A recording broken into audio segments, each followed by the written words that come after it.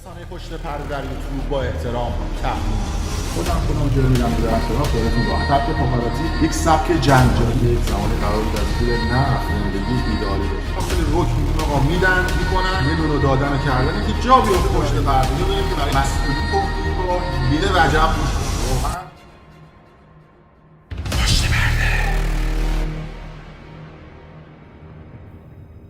مخاطبین از رسانه پشت پرده سلام، من امین فردین خوشحالم که به همراه تیمم بار دیگه با یک برنامه پشت پرده دیگه با شما هستیم. امروز قصد داریم که ترفندهای شعبده بازی یکی دیگه از شرکت کننده های عصر جدید یا بهتر بگم یه تیمی از شعبده بازهای عصر جدید رو برای شما افشا بکنیم. آقای محمد حیدری، محمد خواجوی و محمد ایمانی، سه تا محمد هستن که یک گروه شعبده بازی تشکیل دادن که امروز می‌خوایم ترفندهای شعبده بازیشون رو به شما بگیم. قبل از اینکه من راجع به این ترفندهای شعبده بازی صحبت بکنم این نکته بگم که در طول روزهای گذشته این گروه شعبده بازی تو تهران و کرج راه افتادن و دنبال جاسوس رسانه پشت پرده تو گروه شعبده بازی میگردن. چون ما چند تا از شعبده بازا وقتی ترفندهاشون رو افشا کردیم دنبال اینن که کی این ترفندها رو داره لو میده. فقط همین رو بگم آقا شما مثلا تو گروهتون منتالیست و ذهن خان و اینا دارید، به اونا بگید ذهن ما رو بخونم ببینم ما با کی در ارتباطی. هم گفتم که در جریان باشید، زیاد دنبالش نگردید. هم که ما میدونیم شما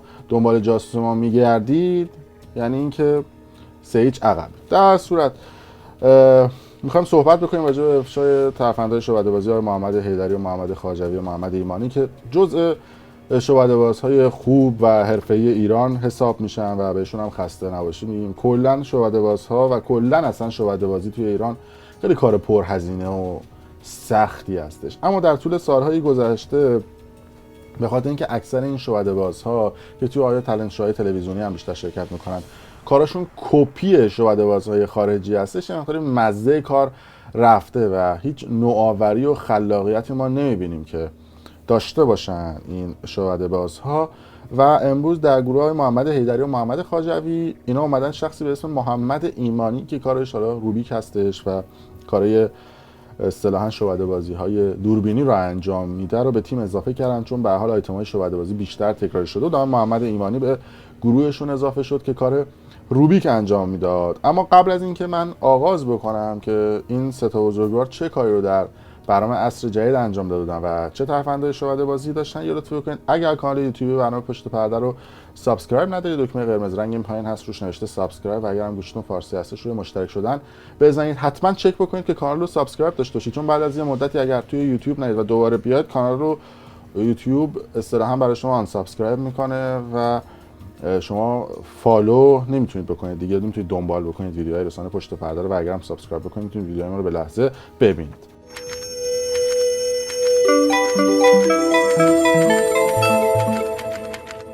اما آغاز می‌کنیم تکنیک‌های شعبده بازی آقای محمد حیدری، محمد خواجوی و محمد ایمانی رو. ابتدای محمد ایمانی میاد روی صحنه و با مکعب روبیک سعی میکنه که شعبده بازی رو آغاز بکنه. میدونید روبیک کارهای خیلی حرفه‌ای ما توی دنیا داریم که شعبده بازی میکنن با روبیک و یک سوال در خصوص یکی از اسباب بازی‌های پرفروش دنیا از داورها و احسان علیخانی می‌پرسه.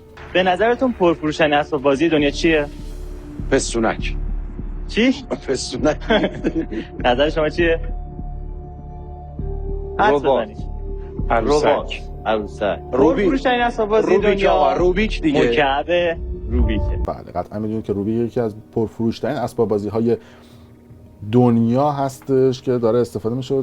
چند سالی هم هستش توی مسابقات استعدادیابی و تالنت شوها از روبیک ها به عنوان یکی از ابزارهای شعبده بازی هم استفاده میکنن. آقای محمد ایمانی برمیداره و یک روبیک رو از توی پاکت در میاره به آقای علیخانی میده، میگه که بچه وسط این روبیک رو امضا بکن. آقای علیخانی احسان رو مینویسه و بعد از اون سمت امین حیایی میره میگه یک عکس از این روبیک بگیر. آقای امین حیایی هم یه عکس میگیره و روبیک رو برمیداره میبره روی صحنه داخل یک پاکت قرمز رنگ میکنه و بعد از اون هم میذارتش روی میز احسان علیخانی و بهش هم میگه که دست بهش نزن. برمیگرده روی استیج و یک اطلاعات جالب هم میده که رکورد جهانی حل مکعب روبیک 3 ثانیه و 47 صدم ثانیه هستش.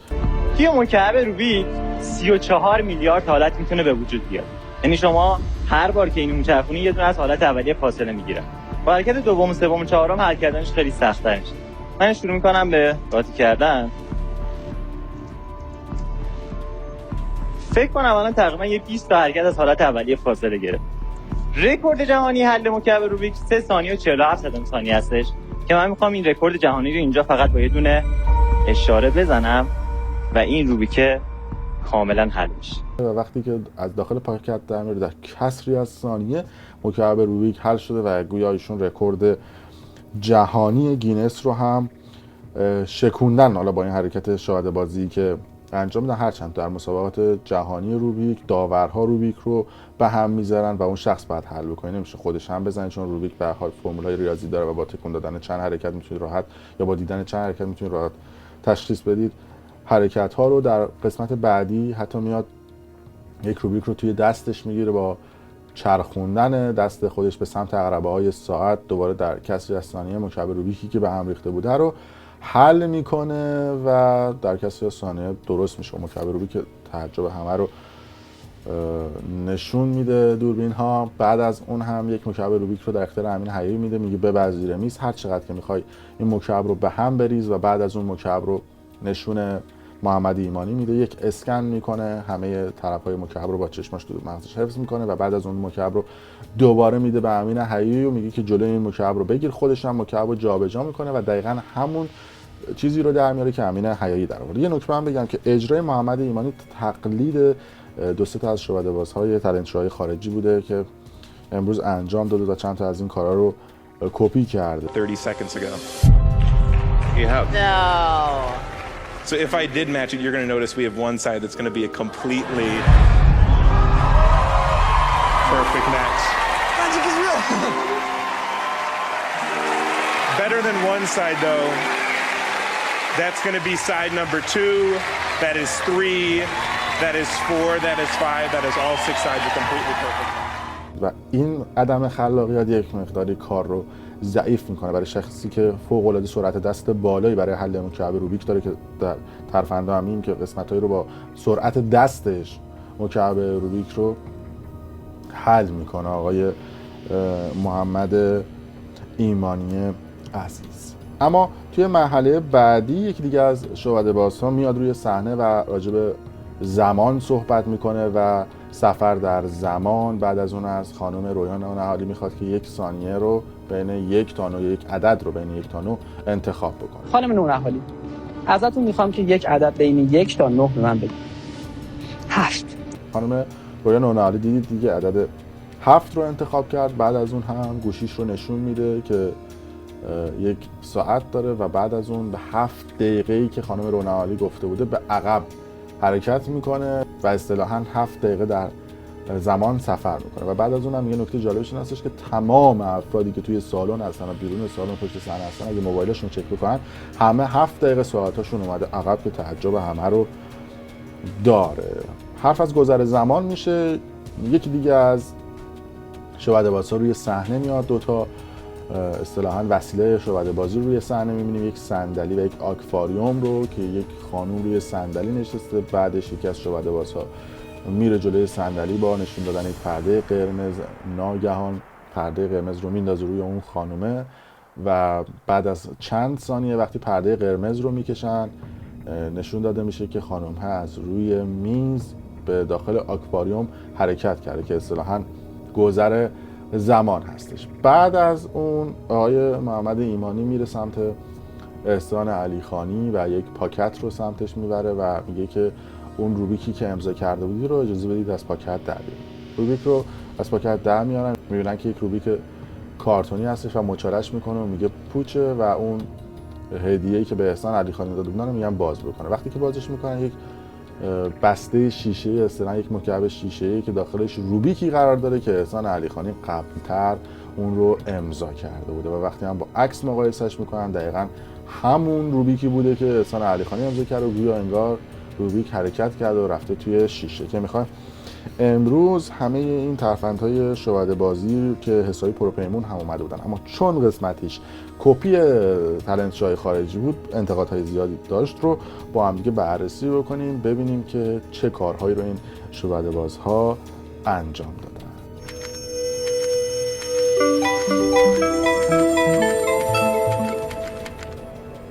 اول از همه آقای محمد ایمانی که وارد صحنه میشه و یک سوالی راجع به روبیک میپرسه و بعد از اون مکعب روبیک رو میبره به سمت احسان علیخانی که امضا بکنه. اگر به دست محمد ایمانی نگاه بکنید دقیقاً سمت سفید رو گرفته و داره میبره به سمت احسان علیخانی و اصطلاحاً احسان علیخانی رو مجبور میکنه که سمت سفید رو امضا بکنه و از اون مهمتر میگه که وجه وسطی رو امضا بکن که احسان علیخانی مجبور بشه که اون قسمت وسط رو امضا بکنه. بعد از اون هم میبره پیش آقای امین عیاری میگه عکس بگیر. اما ترفند چی هستش؟ ترفند این هستش که لحظه‌ای که میره روی استیج و اون مکعب رو میخواد بکنه داخل یک دونه اصطلاحاً پاکت قرمز رنگ، اگه به دست محمد ایمانی دقت بکنید یک انگشتر هست. این انگشتر حالت آهنربایی داره. انگشترش رو نزدیک اون وجه وسطی میکنه چون اون وجه وسطی روبیک آهنرباییه. وقتی که نزدیک میکنه جدا میشه از اون قسمت روبیک و اصطلاحاً یک دونه روبیک خام میمونه که کاملا هم پلاستیکی هستش یا اصطلاحاً کاغذی هستش. حالا معمولا توی مسابقات داره میتونم پلاستیک استفاده کنم، کاغذی چون می‌خواستش مشاله بکنه مجبور بود که از کاغذی استفاده کنه. به همین راحتی اون قسمتی که امضا شده بوده رو جدا میکنه. اون روبیکی که خام هستش و کاغذی هستش رو میذاره داخل اون پاکت. حالا خیلی هم سعی میکنن که از تکنیک جابجایی استفاده کنن و اون لحظه روبیک رو برمی‌دارن و یک روبیک جایگزین میکنن که روی این تصویر ما متوجه شدیم که از انگشتر آهنربایی استفاده کرده. البته وقتی صحنه رو هم آهسته میکنیم تو بعضی از صحنه‌ها چون تصویر عدد زیاد بالا نیست نمی‌بینیم که آیا مکعب رو جابجا کرده یا نه. مکعب کاغذی رو میذاره و میذاره رو میز احسان علیخانی و از اون بالاتر این هستش که اون جعبه‌ای که آخر سر نشونه احسان علیخانی میده که شیشه‌ای هستش رو از قبل اومدن و مکعب روبیک رو توش چیدن، تمام قسمت‌هاشو با چسب چسبوندن و دونه دونه کردن توی اون مکعب اصطلاحاً شیشه‌ای و از اون طرف دقیقاً همون تیکه مکعب روبیک رو با آهنربا چسبوندن به اون بچه وسط اون مکعبی که داخل شیشه هستش و فکر میکنن که این دوتا جابجا شده. این تکنیک اول هستش. در مرحله بعدی راجع به حل مکعب روبیک میگه. یه نکته بگم که روبیک ماجیک کارا یا اصلا کسایی که با روبیک کارش رو بده بازی میکنن به دو روش استفاده میکنن. یا از فرمول‌های ریاضی استفاده میکنن که با سرعت دست انجام میشه که حالا یه نمونهش رو به شما نشون میدم. شاید هم تو قسمت‌های بعدی یا در فصل بعدی عصر جدید هم از این نوع شعبده بازی روبیکی دیدی به شما بگم که 2-3 مدل با روبیک شعبده بازی انجام میشه. یکیش به وسیله فرمول‌های ریاضیه که روبیک فرمول ریاضی داره و با یه نگاه شما میتونید حلش بکنید که علمیه. یه روشش رباتیه و کنترل از راه دوره، یعنی روبیک‌ها از راه دور با رباتایی که تو خودشون هستن سریع جابجا میشن. اون قسمتایی که داخل خودشون اینجوری برمیگرده و کاملا روبیک‌های مخصوص شعبده بازیه. یکی از ابزارهای شعبده بازیه و زیادم فکر نمی‌کنم عجیب غریب باشه. تو سایت‌های شعبده بازی مثل پنگوئن و چیزای دیگه هم میتونید نمونه‌های مختلف روبیک‌های شعبده بازی مخصوص رو بخرید که اگر محمد ایمانی‌ها یعنی برن توی این روبیک‌های معمولی بخوان شعبده بازی بکنن، خب البته نمیدونم محمد ایمانی، ولی خب خیلی از این شعبده بازی مرخص میشه و نمیتونن در بیارن اصطلاحاً این تکنیک شعبده بازی رو. ولی اگر دقت بکنید مکعب رو میندازه داخل یه پاکت، اول به هم میزنه، میندازه توی یه پاکت، وقتی در میاره حل شده. گفتم که روبیک‌ها روش شعبده بازیشون به صورت ریاضی هستش. یه مدل خارجیش رو به شما نشون بدم. یکی از شعبده بازیایی که توی امریکن گات تالنت شرکت کرده بوده مکعب روبیک رو حل میکنه و بعد از اون با یک انداختن مکعب روبیک از سمت راست دستش به سمت چپش حل میشه، یعنی در میلی ثانیه. تکنیکش هم اینجوری هستش که 3 قسمت روبیک سالمه، 3 قسمت روبیک حل شده نیستش. اون قسمت حل نشده رو نشون میده وقتی میندازه، اون قسمتی که حل شده رو داورها میبینن و با چرخش‌های ریاضی شما میتونید 3 قسمت رو نامنظم بکنید، 3 قسمت رو منظم بکنید. اما همین مکعب روبیک وقتی شما یه جوری به همش بزنید، یعنی وقتی نگاش میکنید فکر میکنید که خیلی به هم ریخته، اما با 3 حرکت انگشت مکعب روبیک برمیگرده به حالت اولیه‌اش و حل میشه. که محمد ایمانی اومد در یکی از شعبده بازیاش با 3 حرکت انگشت، یعنی که میخواست روبیک رو بذاره توی پاکت، با 3 حرکت انگشت گذاشتش توی پاکت و حلش کرد. لحظه‌ای که داشت در می‌آورد باز روبیک رو به صورت حل شده، یعنی در حال حل کردن، از توی پاکت در آورد که خیلی میگن که واو مگه میشه؟ بله این اتفاق میفته که روبیک این قابلیت رو داره. یا حتی توی اون قسمتی که با چرخش دست خودش میاد و روبیک رو حل میکنه به سمت عقربای ساعت، باز هم از این روش چرخش دست استفاده میکنه و یه جوری حلش میکنه که بتونه با چند حرکت در میلی ثانیه حل بکنه مکعب روبیک رو. در مسابقات و تالنت شوهای خارجی هم همینطوری هستش. اگر ببینید در میلی ثانیه با یک پرتاب روبیک به سمت بالا میبینید که از این روش استفاده میکنه. And he mixed it up while talking to the judges, and then he sets himself up to solve it in milliseconds. Also, the moment when he was about to toss the cube, he was only a few moves away from solving the cube. If you see carefully here, he is seen making the last few moves in his right hand, and you can see the cube moving just before he throws it in the air. در روش بعدی که محمد ایمانی میاد و یک نوع روبیک رو به دست آقای امین حیایی میده و میگه حلش بکن، از روبیک های اصطلاحاً مگنتی و کنترل از راه دور استفاده میکنن که روبیک قفل میشه. یعنی شما هر چقدر تکونش بدید اون روبیک رو، باز اون حالت اصلی خودش رو داره و حالا امین حیایی تکون میده. اما گفتم دیگه روبیک دیگه فرمول ریاضی داره. زمانی که امین حیایی میاد و روبیک رو در اختیار محمد ایمانی قرار میده، کل وجه‌های روبیک رو اسکن میکنه، نگاه میکنه و حفظ میکنه. خب به هر حال از آدمای قطعا باید باهوش هم باشه توی حل مکعب روبیک. و بلافاصله به آقای امین حیایی میگه که دستتو بگیر جلو، چون همه وجهاشو دیده و خودش دقیقاً همه قسمت‌های مکعب روبیک رو همون شکلی میکنه که امین حیایی کرده که همه بهت زده میشن. اما یک مدل ریموت دار و کنترلی روبیک هم وجود داره که با زدن یک اهرم اصطلاحاً روبیکی شما میتونید روبیک رو به حالت اولی برگردونید. مدل جدید روبیک های شعبده بازی هستش. اما میرسیم به مرحله بعدی که حرف از گذر زمان میشه و میگن که الان ما میخوایم زمان رو به 7 دقیقه عقب برگردونیم، همون عددی که خانم نونهالی گفته بودن. یه دونه اپ های شعبده بازی هست، اسم نرم افزار شعبده بازی هست که خیلی راحت میان نرم افزار میسازن، دقیقاً مثل همین صفحه اول گوشی میمونه و هم به صورت اینترنتی کار میکنه این اپا که میتونید از طریق اصطلاحاً دیتاهای اینترنتی مثلا این عدد رو عقب جلو بکنید. خیلی هم ساده میشه نوشتش که وقتی که طرف میاد روی استیج اتوماتیک با اون نرم افزار، مثلا ساعت الان اگر 12:36 دقیقه است که من دارم ضبط میکنم، خانم نونهالی مثلا بگه من 2 دقیقه عدد 2 رو میخوام انتخاب بکنم، اتوماتیک نرم افزار اینو میکنه 12:38 دقیقه و بعد از اون با خود نرم افزار عدد رو برمیگردونه به 12:36 دقیقه و به همه میگه ما 2 دقیقه برگشتیم عقب، در صورتی که اول رفته جلو ساعت و بعد به حالت عادی برگشته. برای همین هر کسی توی اون سالن ساعتش رو نگاه بکنه همون 12:36 دقیقه رو میبینه که واقعی بوده،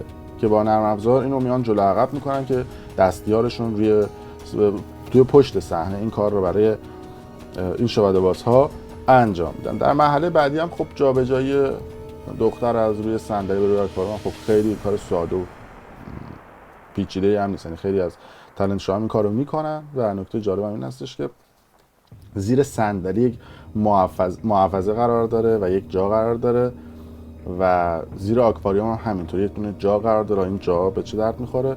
زمانی که یکی از شعبده‌بازا میره بالا و پارچه رو میگیره، دقیقاً اون دختره میره اون زیر قایم میشه و یه حالت تاشو هم داره، مثل حالت سر آدم میمونه که با یه اهرم میاد بالا، میره اون زیر قایم میشه. خواهر دوقلوش توی آکواریوم از اون زیر میاد بالا، یعنی 2 تا دوقلو هم که البته این کار رو محمد ایدری و محمد خواجوی با کنی انجام دادن. معمولا توی تالنت شوهای خارجی در کمتر از 1 ثانیه اون سری میره زیر، این میاد بالا، میکشن پایین اون پرده ها رو و میگن جابجایی توی 1 ثانیه انجام شده که حالا اینا وسطش داشتن 2-3 دقیقه حرف میزدن، میگفتن حالا جابجایی زمان و فلان و فلان، الان جابجا میشه. اما این تکنیک جابجایی آدم‌ها که از 2 تا دوقلو استفاده میکنن، حتی ما در نمونه‌های بزرگش رو هم دیدیم که بعضی از شعبده‌بازهای خارجی میان همزمان، ولی یکیشون این کارو کرده بود، اومده بود در 2 تا کشور مختلف 2 تا همکار شعبده باز اومده بودن همزمان توی 1 روز و 1 ساعت و 1 دقیقه خاص مسابقه شعبده بازیشون رو شروع کردن، یعنی اصلا اجرای شعبده بازیشون رو. یه دونه دختر دوقلو توی کشور بود، یه دختر دوقلو توی کشور دیگه بود. این وقتی میرفت توی جعبه با ویدیو کنفرانس توی کشور دیگه که داشت مسابقه شعبده بازی انجام میشد، اون یکی میاد بالا و تماشاچیای دو تا سالن کلا میتره. یعنی میخوام بگم که نوع حرفه‌ایش اون بوده. حالا تو اصل جدید اومدن از این نوع کارن استفاده میکنن که اینم در نوع خودش جالب بود. این شد کل ترفندهای شعبده بازی محمد حیدری و محمد خواجوی و محمد ایمانی. من این نکته بگم که واقعا شعبده بازی در ایران ابزارش گرونه و واقعا پرهزینه هستش و کار خیلی سختی هستش و امیدواریم که تمام شعبده بازا موفق باشن و امیدواریم که اتفاقات خوبی براشون بیفته. ولی خب دیگه مافیا مثل سعید فتحی روشن در برنامه عصر جدید هستن که حالا نمیذارن که اینا بیان و در برنامه عصر جدید موفق بشن. آقای دوربینی هم بگن به این سعید فتحی روشن پول هم یکی این بنده خدا گرفت و درش مستند بسازن، نه خواهشاً بیا بده آقای فتحی روشن پول تو افشاگری نکنیم راجبت. و حالا گفتم یه مافیا رو انداختن و داوری هم حالا تو عصر جدید داره یه مرحله دیگه اجرا بره بالاتر راجع به داوری ها و پشت صحنه و دخالت اسپانسر و احسان علیخانی و نمیدونم عدم داوری های درست و حالا چیزای لابیانه که پشت پرده هم هست راجبشون صحبت کنیم. در صورت مرسی که تا این لحظه با رسانه پشت پرده همراه بودید، مرسی که تا این لحظه هم با ما بودید. اگر دوست داشتید ویدیو رو لایک کنید، کامنت بذارید و برای دوستان خودتون توی تلگرام و واتساپ و اینستاگرام جای مختلف هم اگر دوست داشتید به اشتراک بذارید. ممنون که تا این لحظه با ما همراه.